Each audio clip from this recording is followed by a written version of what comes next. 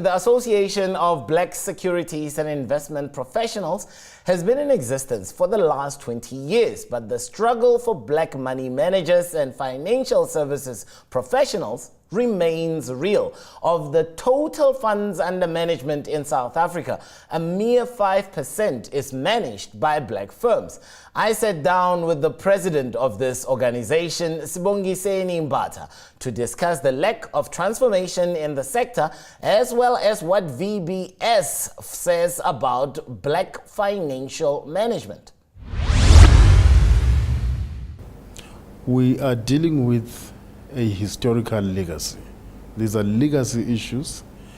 When we, for example, democratized as the country, we're starting from a zero base as black people. The 25 years on? 25 years on, we have made small strides. We could have done much more. What's holding you back?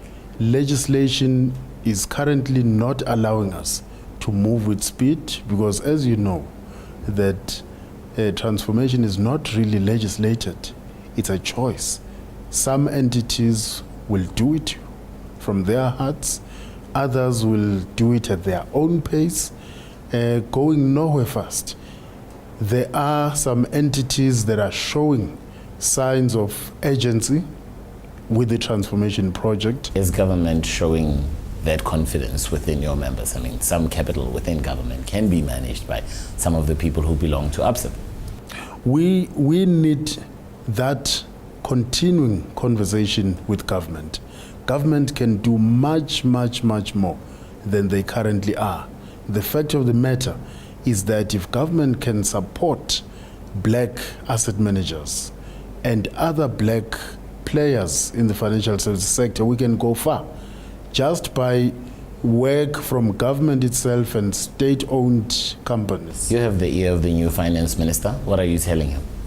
Well, he's just been appointed last week. We have had a first conversation with him today. You've heard him yourself. He says he is an agent of transformation. So we will take him up on that, and we will meet with him as the executive committee, and we will table proposals that will move the financial services sector. Mr. Mbatha, the skeptics among us will look at what the fall of VBS, the great looting and heist of that bank, and say, why should I trust black professionals with my investment money following what I saw as the looting of a mutual bank? We condemn the looting at VBS with the contempt it deserves. They do not represent black professionals or even black businesses. But those guys were black. They were all in charge. Some of them were groomed by KPMG. What does that say about black professionals? Do you worry that it casts a shadow on our ability to run successful business? Well, it is a drop in the ocean of those people who lacked integrity and ethics to run a successful black-owned enterprise or even mutually owned enterprise.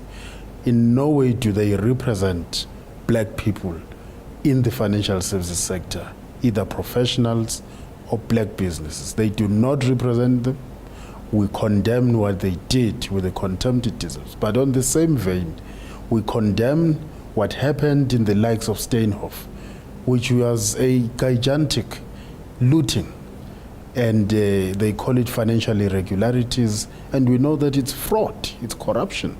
We condemn all those kind of sinister acts. Do you think you're going to need that black investment and securities professionals are almost going to need to work harder because of what happened at VBS in order to prove their capabilities? We definitely have to work harder to restore the credibility of a black professional. We're going to have to do some work in restoring the credibility of accountants and auditors because they come out of this very, very bruised. But as black professionals, we are prepared to work harder in order to restore the credibility of a black person in general.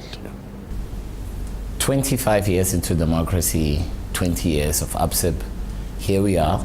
Black securities and investment professionals manage about 5% of total fund management money that's out there.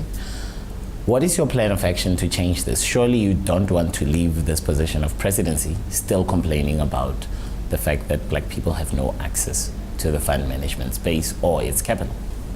There are two things we'll focus on. The first one, we'll continue with collaboration with stakeholders, bringing everybody together to talk about the imperative that is transformation, but also to start managing this transformation project and ensuring that there are outcomes from it.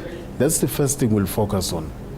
The second thing is that we need to look at legislation. How can we tweak legislation or put new legislation in place to ensure that transformation gets legislated?